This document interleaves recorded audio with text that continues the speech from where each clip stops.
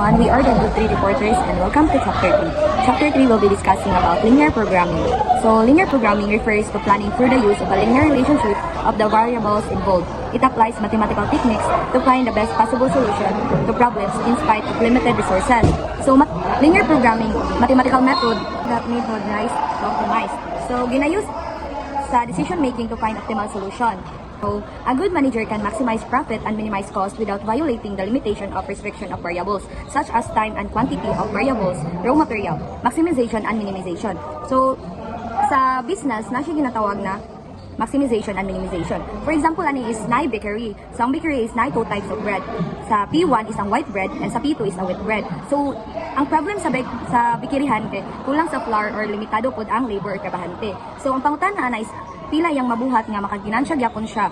So it is objective maximize and tapos siya two methods used in linear programming. Number one is a graphical method.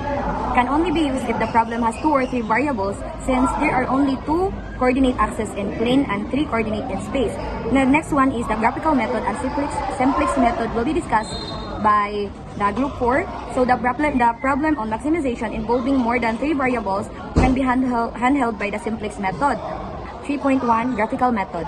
The optimum solution is one that makes the objective function as large as possible in the case of maximization process and as small as possible in the case of minimization process.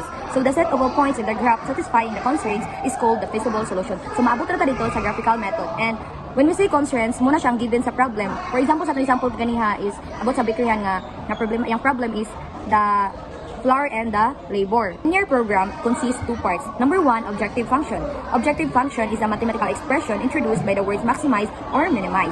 So, is a mathematical expression introduced by the words maximize. For example, na inay mga equation like makita bitaw nato diri sa x and y. So, the next one is the constraints or limitations. So, the constraints are introduced by the word subject to. The mathematical expression in the constraints is written in inequalities. So, when we say constraints or subject to, pag solve nimo na dapat gamitan nimo ang constraints, bantayan na siya sa function. Constraints have 2 kinds. Number 1, explicit constraints means that a condition expressed in a mathematical sentence is derived from the condition of the problems. So, when we say explicit constraints is obvious, klaro kaayo, makita nimo diretso, direct to the point ang problem. Number 2 is implicit constraints or implied conditions such as when time of raw materials are variables in the problem. These factors always be expressed as positive factors. So, implicit, pangitaon pa nimo, i-analyze pa nimo ang problem, murag wala lang siya, pero ginamention siya or klaro gyapon siya sa problem. So, ma-determine gyapon nimo siya basta i-analyze jud nimo ang ihatag nga problem. 3.2 Mathematical formulation. More often than not, optimization problems are stated word problems which need to be transformed into algebraic symbols. The following are recommended in converting word problems into mathematical symbols. So, nai or formulation para makuha din nato ang final nga answer or the decision. So, number 1, tabulate the data to form mathematical sentences. So, step 1, and if you see my PowerPoint presentation that I'll be sending to you, there is an example there. So, example 1, Graphic Art INC, a manufacturer of photographic products, prepares 2 types of film developers each day, fine and extra fine. Using solutions A and B as the raw material, suppose that each quart of fine contains 2 ounces of solution A and 1 ounce of solution B. Suppose also that the profit is 80 pesos of each quart of fine and 100 pesos of each quart of extra fine. If the firm has 50 ounces of solution A and 70 ounces of solution B available each day, how many quarts of fine of extra fine should be made daily to maximize the profit? So sa step 1, which is the tabulate the data and statement of variables, so 2 types of film every day, tawag nila is ang fine and extra fine product. Ang product nila is film and gamit sila og raw materials which is solution A and solution B. Fine 2 solution, 1 solution B. So gibalira ang kadaghanon. So when we say ounce and quart, measurements sa liquid volume ml or kanang liters. So, ang gipangutana unsa kadamhan ang i-produce kay fine A and extra fine B kay para di siya malugi. So, mabot ra gyud sa horizontal types of product, vertical solution A and B materials, gitotal dayon ang kadaghanon sa material na gamit ni A and B.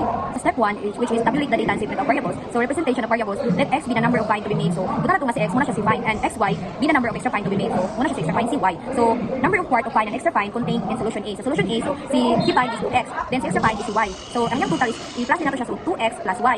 Then the number of quart of fine and extra fine contained in solution B. So, mula gibaliktad na siya ang kadaghanon, gibaliktad na siya. So, x na pud si fine and 2y si extra fine. Total is x plus 2y. So, nanatay makita na function. Then, the profit, which is si fine or si x is 80x, and si extra fine, yung profit is 100y. Total of 80x plus 100y. Let's proceed to step 2. Formulate the objective function and constraints. So, maximize. So diri siya si x pi and y extra pi magbuhat tag equation function pila man or unsa kadaghan ang y og x para dako ang ginansya.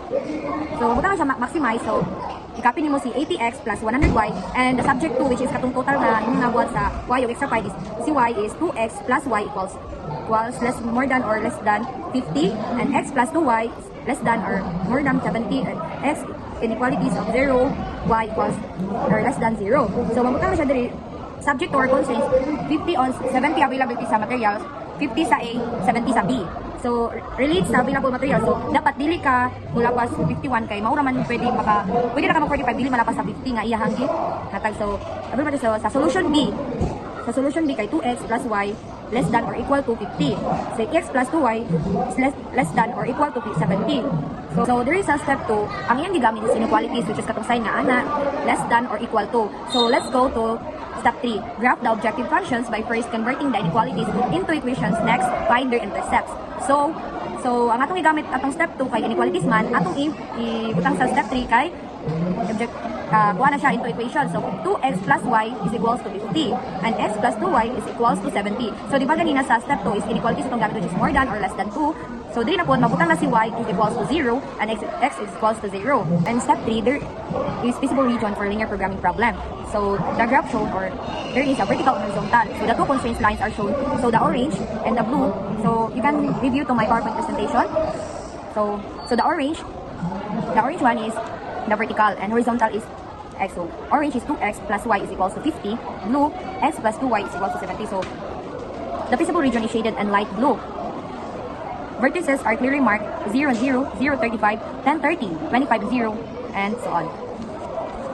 So the graph description, so the feasible region is bounded by vertices V1 is equal to 0 and 0, V2, 0 and 35, V3, 10 and 30, V4, 25, 0. So the line 2x plus y is equals to 50 passes through 0, 50, and 25, 0. So the line x 2y is equals to 70 passes through 0, 35, and 70, 0. So intersection point of the two lines is 10, 30. So the shaded feasible solution lies inside the intersection bounded by these lines are the axes. So the feasible solution is bounded by vertices 1 to 4. The coordinates of the vertices are already identified. However, V3 is unknown, so the coordinate points must be solved. So we need to solve the V3. So gamit atong function. So 2x plus y is equals to 50, muna siya sa equation 1. Sa x plus 2y is equals to 70 is the equation 2. So multiply the second equation by 2. So 2x plus 2y is equals to 50, equation 1. 2x plus 4y and subtract the second equation. is equals to 140.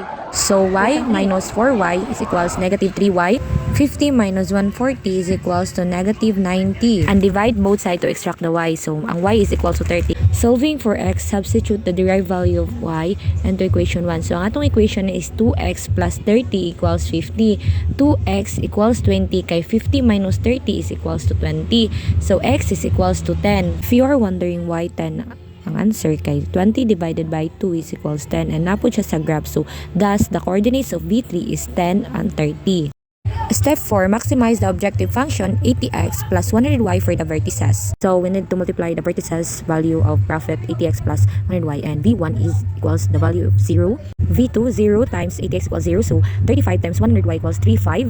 V3, 10 times 80 equals 800. And 30 times 100 equals 3000 equals 3800. So that's why we need to put there 3800. And V4, 25 times 80 is equals to 2000. And we need to put there the value of 2,000. So the maximum profit is equals to 3,800 at 10 and 30 at the graphical method we use. So the firm should produce 10 quarts of fine and 30 quarts of extra fine daily to maximize profit. So the step 5, which is the decision making, the manufacturer must make 10 quarts of fine solution and 30 quart of extra fine solution each day to have a maximum profit of 3,800 pesos per day. Thank you.